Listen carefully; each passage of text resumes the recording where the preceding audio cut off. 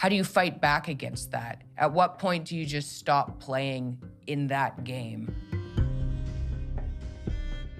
Well, people have asked me that too. Why don't you just give up your license? And I would say, well, because I wouldn't be giving it up. I would be allowing it to be taken away from me.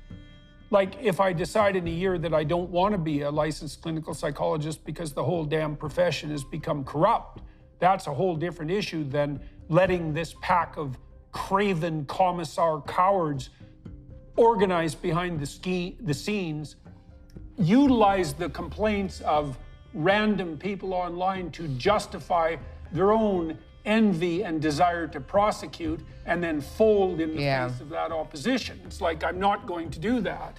Now you say, well, what do you do? And I think the only answer to that is, I think the only thing you have in a complex situation is the truth. That's all you have. That's why you have to abide by the truth, because when things get complex around you, how do I deal with this politically? How do I deal with this personally? What do I say in this terribly complex situation? All you have there that's solid ground is the truth. And one of the things to reflect upon in relationship to that is, that's also why you have to live honestly, because it's very hard to tell the truth if you're simultaneously worried that the evidence of your past misbehavior, your past deceitful misbehavior is going to come to light. And so the reason you abide by the truth is so that you can say what you have to say about what you've done and who you are, and you can do that under impossibly difficult circumstances, and possibly that will sustain you through that in circumstances where if that's not possible, you're just going to get crushed. And people might say, well, being investigated by your professional body isn't exactly a life-threatening event and you're just whining. It's like, look, for all you people who think that this is such a walk in the park, I'll tell you two things. Number one, I've known about 200 people who face this sort of thing now, and every single one of them, with the exception of those people who like a fight, right? A tiny, tiny minority of people, maybe one or two in that entire 200, they reacted as if they or someone they loved had contracted a life-threatening illness.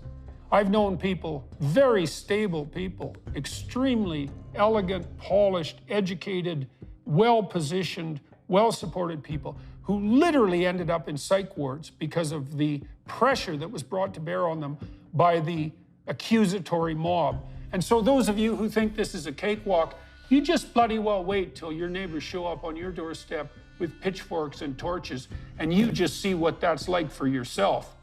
So you better watch yourself very carefully if you think that the people who are complaining about being mobbed are just complaining because they can't take it. And so, one of the problems with online culture and the culture of anonymity, people have been pointing to this and saying, well, now are you sorry that you've gone after anonymous trolls? Because look at what happens if you're not anonymous. Is I think, no, I still think you people are cowardly and most of you are narcissists and you don't have the courage of your convictions. And the problem of anonymity is that the anonymous denouncers get the upper hand, and the research is clear on this. Online trolls, especially the anonymous types, are much more likely to be, this is fun, narcissistic. So that means they want social status. They believe they deserve social status and that they should get it without earning it. Machiavellian, which means they'll manipulate other people instrumentally to get what they want, independent of the consequences for that person. Wow. Psychopathic, which means they're predatory and parasitical. Parasitical meaning they're perfectly willing to use your work as means for their sustenance. And this is the new part of the dark tetrad, which has expanded it beyond the triad, sadistic. Lovely. Which means taking a positive delight in the evident suffering of others. Not only failure to experience that suffering, so that callousness that might be part and parcel of, being disagreeable and tough, but actually experiencing a positive delight in the suffering of others. Some of the complaints that are levied against me by the Ontario College of Psychologists were just submitted to the college as tweets. So they just used the college tagline at CP Ontario to point the college to one of my tweets, and that was the complaint. And so these people who are willing to use their anonymity to inform and accuse have the upper hand in a virtualized society.